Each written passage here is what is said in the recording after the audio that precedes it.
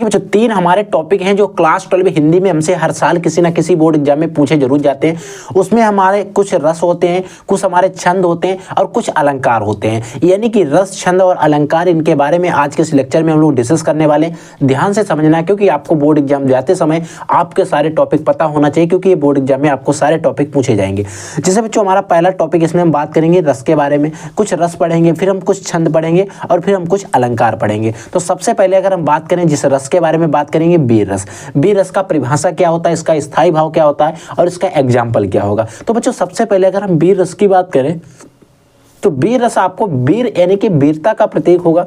तो अगर हम इसका परिभाषा लिखेंगे तो कैसे लिखेंगे, उत्साह नामक स्थायी भाव, जो उत्साह नामक स्थायी भाव विभव, अनुभव और संचारी भाव के सहयोग से वीर रस की दशा को प्राप्ति होता है। देखिए जो उत्साह नामक स्थायी भाव होगा, विभव, अनुभव और संचारी भाव के सहयोग से वीर रस की दशा को प्राप्त होता है। वीर रस की दशा को प्राप्त होता है कोई भी व्यक्ति हो, या फिर वीर रस की उत्पत्ति होती है, आप ऐसा भी लिख सकते हो। और बच्चों जो वीर रस होता है, इसका जो स्थायी भाव होता है वो आपका उत्साह होता है। ये चीज़ आपको याद रखना है। सबसे मेन होता है जो आपके उदाहरण होता है, जो आपका इसका एग्जाम्पल्स होता है। जैसे एग्जाम्पल जो है एक बहुत ही अच्छा एग्जाम्पल है, बुंदेलो हरबोलों के मुख हमने सुनी ये कहानी थी। बुंदेलो हरबोलों के मुख, हरबेलों के मुंह हमने सुनी कहानी थी। खूब लड़ी मर्दानी वो तो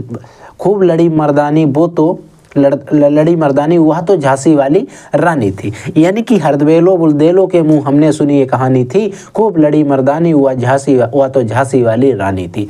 ये आपको क्या है, इसका एक एग्जाम्पल याद रखना है। परिभाषा हो गई हमारा, इसका स्थायी भाव क्या होता है, उत्साह होता है, और एग्जाम्पल्स हो गया। इन दोनों चीज़ों को आपको याद रखना होगा, क्योंकि ये आपसे बोर्ड एग्जाम में परिभाषा सहित उदाहरण और स्थायी भाव भी कभी कभी हमसे पूछ लिया जाता है। ठीक है, अगला बच्चों है करुण रस। करुण रस क्या होता है, ये भी आपका एक बोर्ड एग्जाम में पूछा जाने वाला है। देखिए जब किसी प्रिय व्यक्ति या फिर प्रिय वस्तु के नष्ट या विनष्ट हो जाने पर हृदय में जो शोक का भाव उत्पन्न होता है उसे करुण रस कहते हैं। देखिए जब हमारी कोई प्रिय वस्तु हो या कोई ऐसी प्रिय चीज़ हो या फिर कोई भी प्रिय व्यक्ति हो, जब हमसे दूर चला जाता है या नष्ट हो जाता है या विनष्ट हो जाता है, तो उससे के विनष्ट होने से, उसके नष्ट होने में हृदय में एक दुख होता है, यानी कि एक शोक होता है, शोक नामक भाव उत्पन्न होता है, जिससे क्या होता है, जिसे हम ही करुण रस कहते हैं। ठीक है, अब आपको इससे समझ में आ गया करुण रस का जो स्थायी भाव है वो शोक है। अगर बच्चों इसका जो एग्जाम्पल है वो लिखेंगे, यानी कि इसकी परिभाषा लिखेंगे, वो सॉरी बच्चों इसका एग्जाम्पल यानी कि उदाहरण लिखेंगे, तो क्या लिखेंगे, आपको जो कोई भी उदाहरण करुण रस का याद है या फिर वीर रस का कोई दूसरा उदाहरण याद है तो आप वो भी लिख सकते हो। ऐसा नहीं कि जो हमने उदाहरण बताया वो ही याद होने चाहिए, लेकिन अगर आपको कोई भी उदाहरण दूसरी याद है तो आप वो सारे उदाहरण भी लिख सकते हो। देखिए मणि खोए भुजंग सी जननी, फनसा पटक रही थी शीश, अंधी आज बनाकर मुझको, किया न्याय तुमने जगदीश।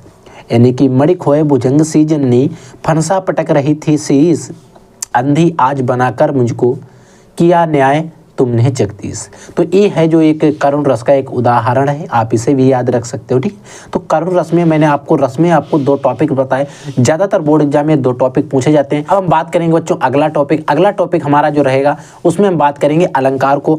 अलंकार क्या होते हैं इनके बारे में आपको समझ लेना। देखिए अलंकार क्या होते हैं, हमसे बोर्ड एग्जाम में कई प्रकार के अलंकार पूछे जाते हैं। उनमें से कुछ अलंकार ऐसे हैं जो हर साल किसी ना किसी बोर्ड एग्जाम में पूछे जाते हैं। जैसे बच्चों एक होता है श्लेष अलंकार। श्लेष अलंकार भी हमसे कई बार बोर्ड एग्जाम में पूछा गया है और पूछे जाने के चांसेस भी सबसे ज़्यादा होते हैं। तो श्लेष अलंकार में अगर हम लिखें तो जहाँ काव्य में कोई शब्द एक ही बार प्रयोग हो, जहाँ कोई काव्य जो है उसमें जो कोई एक वर्ड है, कोई एक शब्द है, वो एक बार ही प्रयोग हो और उसके एक से अधिक अर्थ हो, उसके अर्थ जो है वो एक से अधिक हो, तो वहाँ पर श्लेष अलंकार होता है। ठीक है, तो हमारा जो श्लेष अलंकार होता है ये भी कई बार बोर्ड एग्जाम में पूछा गया है। अगर हम बच्चों इसके एग्जाम्पल्स यानी कि इसके उदाहरण की बात करें तो देखिए लिखा है मंगल को देख पट देत बार बार है। देखिए यहाँ पर एक वर्ड आया है पट। अब यहाँ पर होता क्या है, जहाँ काव्य में एक शब्द एक ही बार प्रयोग हो और उसके अर्थ जो है एक से अधिक हो, जैसे यहाँ पर पट जो है एक बार प्रयोग किया गया है, लेकिन जो पट के अर्थ हैं वो एक से ज़्यादा है। जैसे बच्चों आपने पढ़ा होगा पट के कई सारे अर्थ होते हैं। पट के अगर हम दो अर्थों की बात करें तो एक आपका पट का अर्थ हो जाएगा वस्त्र भी होता है, और दूसरा आपको दरवाजा भी पट का अर्थ होता है, दरवाजा।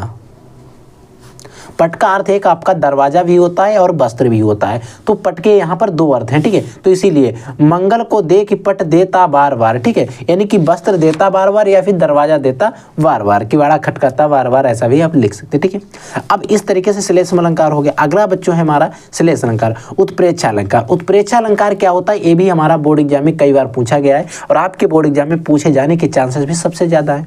श्लेष जो उत्प्रेक्षा अलंकार होता है, होता क्या है यहाँ पर, जहां उपमेय और उपमान की भिन्नता जानते हुए, जहां उपमेय और उपमान की भिन्नता जानते हुए भी, उनमें भिन्नता पता होते हुए भी उपमेय में उपमान की संभावना की जाए, वहां उत्प्रेक्षा अलंकार होता है। इसमें आपको क्या होता है, कुछ वर्ड होते हैं जो आपको याद रखना होता है। जैसे कि अगर हम कुछ वर्ड की बात करें, जैसे मनु जनु जानो आदि वर्ड जो आते हैं वो आपको याद रखना, ठीक है। तो कोई दिक्कत नहीं, आप अगर लिखना चाहें तो लिख दें, अन्यथा आप छोड़ सकते हैं। अगर बच्चों इसके एग्जाम्पल्स की बात करें, इसके उदाहरण की बात करें, तो एक सबसे फेमस उदाहरण और कई बार बोर्ड एग्जाम में पूछे जाने वाला, यानी कि हर एक बच्चे को शायद यही उदाहरण पता होगा। अगर आपको कोई दूसरा पता है तो आप वो भी लिख सकते हो, जो कि मैं आपसे हर टॉपिक्स में बता देता हूँ। जैसे सोहत ओढ़ पीठ पट श्याम सलोने गात मनहु नील मन शैल पर आतप प्रयो प्रभात। ये हमारा जो है उत्प्रेक्षा अलंकार का एक उदाहरण है। आपको अगर याद है तो आप ये लिखिए। अगर आपको इससे अच्छा या इससे कहीं से भी अगर आपको कोई भी दूसरा याद है तो आप वो लिख सकते हो, क्योंकि यहाँ पर ऐसा नहीं कहता है कि आपको ये उदाहरण लिखना है, आप कोई भी उदाहरण वहाँ पर लिख सकते हो, ठीक है। तो अब हम बात करते हैं बच्चों छंद को लेकर। छंद में सबसे पहले हम बात करेंगे दोहे की। तो दोहा क्या होता है इसके बारे में हम पढ़ेंगे, फिर इसका परिभाषा पढ़ेंगे, परिभाषा के साथ इसका उदाहरण पढ़ेंगे, फिर हम सोरठा भी पढ़ेंगे। देखिए दोहा क्या होता है, यह अर्ध सामात्रिक छंद है। दोहा जो है एक अर्ध सामात्रिक छंद जिसमें 4 चरण होते हैं। जिसमें चरण कितने होते हैं, 4 चरण होते हैं। पहले और तीसरे चरण में 11-13 हैं मात्राएं, तथा दूसरे और चौथे चरण में 11-11 मात्राएं होती हैं। यानी कि इसका जो पहला चरण होगा और तीसरा चरण होगा वहां पर आपको 13-13 मात्राएं दिखाई देंगी, और इसका जो दूसरा और चौथा चरण होगा वहां पर आपको इसकी 11-11 मात्राएं उसमें दिखाई देंगी। जैसे बच्चों इसके एक उदाहरण की बात करें तो रहीमन पानी राखिए बिन पानी सब सून, पानी गए ना उबरे मोती मानस चूर। देखिए अगर रहीमन पानी राखिए, अगर आप इसमें काउंट करेंगे तो आपकी 13 मात्राएं मिलेंगी, और बिन पानी सब सून या इसमें अगर आप काउंट करेंगे तो 11 मिलेंगी। और फिर यहाँ पर आ गया तीसरा, फिर तीसरे में आपको फिर 13 मिलेंगे, चौथा आ गया, फिर यहाँ पर भी आपको हमारी 11 मात्राएं ही मिलने वाली हैं। तो ये हो गया इसका उदाहरण और इसकी हो गई है परिभाषा, ठीक है। अगला बच्चों हम बात करते हैं सोरठा की। सोरठा क्या होता है, ये भी एक अर्ध सामात्रिक छंद है। इसमें भी 4 ही चरण होते हैं, लेकिन जस्ट जो है यहाँ पर क्या होता है, दोहे का उल्टा होता है। दोहे के पहले और तीसरे चरण में कितनी थी, 13-13 मात्राएं। यहाँ पर पहले और तीसरे चरण में क्या होती है, 11-11 मात्राएं होती हैं, तथा दूसरे और तीसरे चौथे चरण में 13-13। लेकिन जो हमारा दोहा होता है उसमें दूसरे और चौथे चरण में क्या होती है, 11-11 मात्राएं होती हैं। और यहाँ पर हमने लिख भी दिया है, यह दोहे का उल्टा होता है, ठीक है। अगर हम इसके उदाहरण की बात करें, क्योंकि इसका उदाहरण भी हमें याद रखना होगा, ठीक है।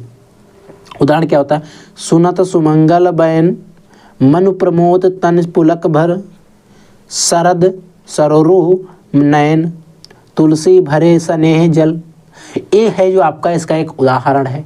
अगर आपको सोरठे का कोई दूसरा उदाहरण पता है तो आप वो भी लिख सकते हो, जो कि मैं आपसे बता रहा हूँ।